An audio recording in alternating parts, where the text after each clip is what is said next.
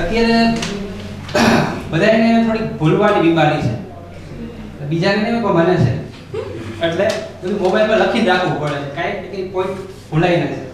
સૌથી પહેલા તો આપણા બધા પરફોર્મન્સ માટે તાળીઓ થઈ જાય, અને ખાસ તો સ્પોટલાઇટ મીડિયા ઇન્સ્ટિટ્યૂટ માટે કે આપણને એક પ્લેટફોર્મ પૂરું પાડે છે, બરોબર.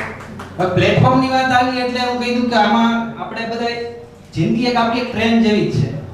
લાઈક એમાં અમુક કોક માલગાડી છે, અમુક લોકલ ગાડી છે, અમુક વંદે ભારત છે. એટલે મીન્સ કોઈ પણ ગાડીઓને જો પ્લેટફોર્મ ના હોય તો એને પેસેન્જર ના મળે, અને પેસેન્જર ના મળે તો એને ઇન્કમ જનરેટ ના થાય. એવી જ રીતે સ્પોટલાઇટ એ આપણા માટે પ્લેટફોર્મ છે, અને આપણે બધા ગાડીઓ છે લોકલ.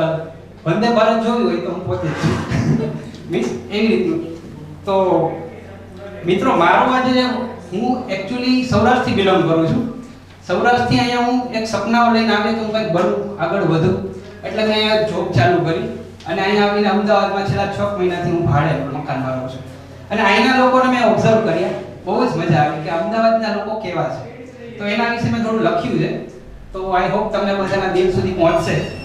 પહેલા એના વિશે હું થોડીક 2-4 લાઈનો લખી એ સંભળાવું તમને કે exact correct and dam sure છું, 24 કલાક દોડતું ભાગતું હું અમદાવાદ શહેર છું.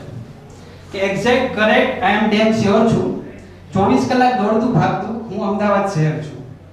ઇન્સ્ટા એફબી નો હોય ટ્રેન્ડ કે હોય સમાચારની દુનિયા, ઇન્સ્ટા એફબી નો હોય ટ્રેન્ડ કે હોય સમાચારની દુનિયા, મારી મોજીલી પબ્લિકની હું જ સોર બપોર છું.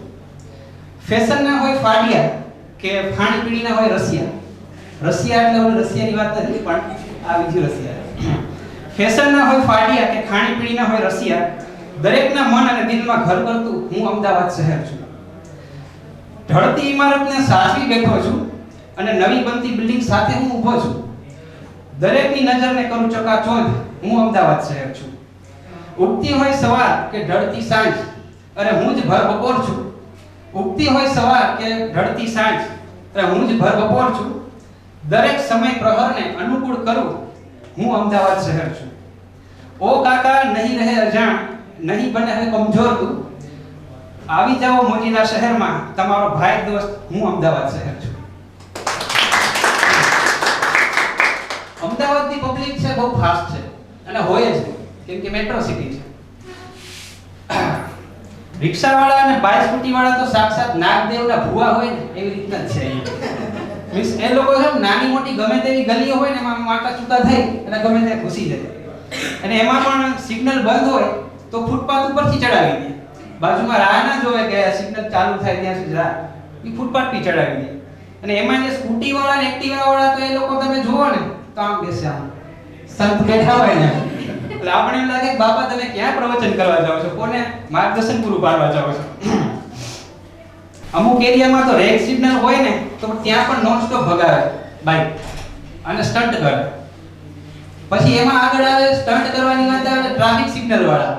તો ટ્રાફિક સિગ્નલના પોલીસ હોય ને તો એ તો આપણને એવી રીતે જોવે ને, એમાં જો ખાસ કરીને હેલ્મેટ વગર જોવે ને તો જેમ કોઈ સસરાએ જમાઈને પરણવા આવે ને સાથે માથે સાફો કેમ ના હોય એવી રીતે જોઈને કે આવો આવો જમાય કેમ માથે કઈ રાખ્યું નથી, તમારો મેમો થશે. અને જો મેમો ના પડાવો હોય તો ચા પાણી ના થશે. અને ચા પાણી પણ કેવી છે, આપણે લોકલ કેટલીની ચા પાણી જેવું નહીં, સ્ટારબક્સની. મીન્સ એને 150-200 થી નીચેની ચા ના ખાવે એટલા તો આપણી પાસે લઈ જ લે. અને અત્યાર સુધી એવું જ લાગતું હતું કે હું એક બહુ મોટી ટોપ છું. સૌરાષ્ટ્રમાંથી આપણે આવ્યું, આપણને લાગે કે આપણે સૌરાષ્ટ્રવાળા તો ગમે એને પાડી દેશે. પણ અહીંયા આવે તો પછી ખબર પડી કે અમદાવાદ નાના નાના ટેણિયાઓ પણ છે ને એ આપણા કરતા ખેપાની છે, અને એ પણ આપણને પાડી દેવા. સાચી વાત છે. તમારે લાગે છે? તમારા ટેણિયા જ લાગે છે. મીન્સ સવારે હું મારા જોબ ઉપર ઓફિસ માટે જતો સવારે 9 વાગે. એટલે આપણે શું કોર્પોરેટ વર્લ્ડમાં કામ કરતા એટલે હેરાનગતિ તો બહુ વધારે જ હોય. આપણને પ્રેશર હોય કે બોસ આપણને કાંઈ કહેશે મોડા જશું તો 5 મિનિટ મોડા જશું તો હાફ ડે કરી નાખે. એ ટાઈપની કોર્પોરેટ અમદાવાદમાં જોબ હોય છે. તો આપણે ફટાફટ જતા હોય તો અચાનક એક ટેણિયો આવીને ઓલી જે સિસોટી આવે ખબર છે, બાર્બી ડોલમાં છે ને ચૂં ચૂં કરે, તો એવી લઈને વગાડ દો અને આપણું પ્રેશર વધારે. તો મેં કીધું એકવાર ઇગ્નોર કરી નાખી, તો એ બાજુમાં આવીને વગાડે છે. તો પછી મારો બાટલો ફાટ્યો એટલે મેં એને કહી દીધું કે ભાઈ તું સિસોટી વગાડે છે તું પાછળ બેરાવી દે, પાડીશ ને તો એ પાછા આવશે.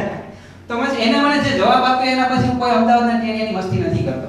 એણે મને એવું જ કીધું કે અંકલ આ સિસોટી રહી ને એ એક્સેલ વાળી નથી, ઇનહેલ વાળી છે, અંદર ખેંચવાની. મેં કીધું બરોબર છે. એટલે મીન્સ હવે એ કોઈ ટ્રાઇડને આપણે એ રીતે ના કહેવાનું કે આ રીતે કરે, બરોબર.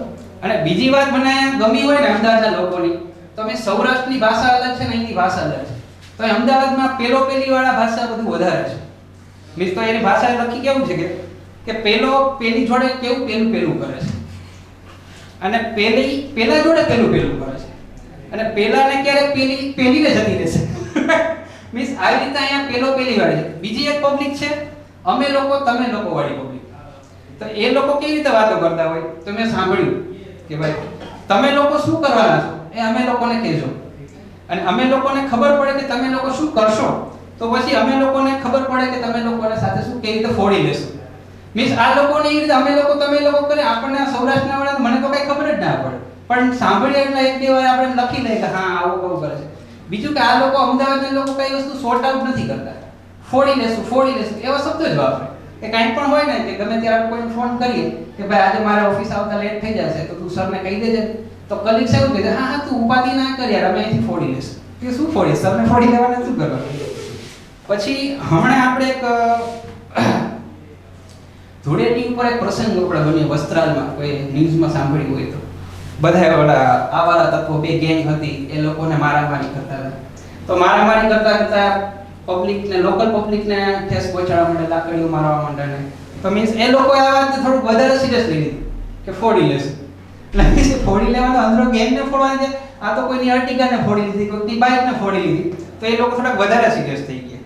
પછી પોલીસવાળા એ લોકોને ફોડી નાખ્યા કે ભાઈ તમે આવતા રહો, શું કરો વધારે કોઈ ફોડો છો. તો બસ આવી અમદાવાદની પબ્લિક. પછી બીજી વાત હું તમને મારા થોડી અંગત કરું કે ભાઈ લાઈક મેં હમણાં મારા ઘરે નવો સોફા કમ બેડ લીધો. અત્યારે આવે છે ને સોફા કમ બેડ, ખેંચોડને નીચેમાં ગાડલા નાખીને બેડ થઈ જાય, તો એવો મેં બેડ લીધો. તો આજુબાજુના કાકીઓ ને આંટીઓ ને અંકલ ને એ બધા જોવા આવે, અને જોવા આવે બીજાને પણ લેતા આવે કે ચાલો ફલાણા ભાઈ નવો સોફા લીધો તો આપણે જોઈએ કેવો છે. તો એ સોફા જોવા આવે એટલે પછી બધા કે હા સરસ છે, બહુ કલર સારો છે, મને તો બહુ ગમે નામ છે. પછી બહાર જઈને એવું જ કે ભાઈ આવા લેવાતા હશે, સાવ ધડકા સારા છે, આવા મટીરીયલ પણ સારું આવતું નથી, તેવું આવતું નથી. મીન્સ આપણા ઘરે સોફા ઉપર બેસી મસ્ત મજાની કડક ચા પી જશે, અને પછી બહાર જઈને બીજાને એમ કહેશે આ તો અમે જોવા ગયા હતા, બાકી આ લેવાય નહીં. એટલે મીન્સ આવા લોકો છે એમ, બધા આવા ના હોય પણ આવા લોકો પણ મેં જોયા છે. બીજું હમણાં મેં જીમ ચાલુ કર્યું છે. તો લાઈક હું પહેલા ફિટનેસ ફ્રીકર તમને લાગુ છે હેન્ડસમ, એટલે હું પહેલા વાંકાનેરમાં હતો, વાંકાનેરમાં પણ હું જીમ કરતો. તો ત્યાંના જીમમાં કેવું હતું, સવારમાં તમે 6 વાગે જીમમાં જાઓ ને તો બી પ્રાર્થના ને એવા ગીતો વાગતા હોય, કિતના પથા લે તુમને હોય, મીન્સ એવા ગીતો વગાડે તો મીન્સ આપણને ના ઉપડતા હોય તો 5 કિલો ડમ્બલ્સ એને ઉપડી જાય, એવા મીન્સ મોટિવેશનલ સોંગ વગાડે. અને અહીંયાના જીમ ટ્રેનરો છે ને અમુક તો લોકો શું કરે આટા જ મારતા હોય, આમાં દુખ વાળીને બધાને જોવે કે કોણ કેવા ડમ્બલ્સ કરે છે, બાયસેપ ટ્રાઇસેપ કરે છે. જો ખોટા કરતા હોય ખાલી જોવે. અને અમુક ટ્રેનરો એવા હોય કે ભાઈ બીજાને કહે કે ભાઈ તમે આ ખોટું કરો છો, તેવું કરો છો. અને એમાં પાછું કેવું કરે, એ લોકો સોંગ વગાડે, અમુક આ મોટિવેશનલ વગાડે તો તમને મજા આવે. પણ અમુક વાર ઘણી વખતે આ યુનિસેક્સ સીન્સ હોય ને જે ત્યાં લેડીઝ બેસી જાય તો એ લવ સોંગ વગાડવા માંડે. મીન્સ લવ સોંગ વગાડે તો કજરા રે તેને કાલે કાલે ને એવા ગીત વગાડે. હવે એમાં તમે 25 કિલો ડબલ કેવી રીતે ઉપાડો, પણ તો એ બધા ઉપાડતા હોય અને હું પણ ઉપાડું છું કે હા ભાઈ આપણે તો જીમ કરાવી, સોંગ સાંભળવા નથી જતા. તો બસ આવા જ છે અમદાવાદના પીપલ, અને આવું છું. તમે થેન્ક યુ મને શાંતિથી સાંભળ્યો એ બધા ખૂબ ખૂબ આભાર. આનો બીજો ભાગ બનાવી પણ થોડી રાહ જોવી પડશે તમારે. તો ચાલો થેન્ક યુ. અને આપણે મેં ટ્રેનની વાત કરીએ એમ આપણા માટે ગાર્ડ છે લાલ કપડામાં ઉજા. Thank you.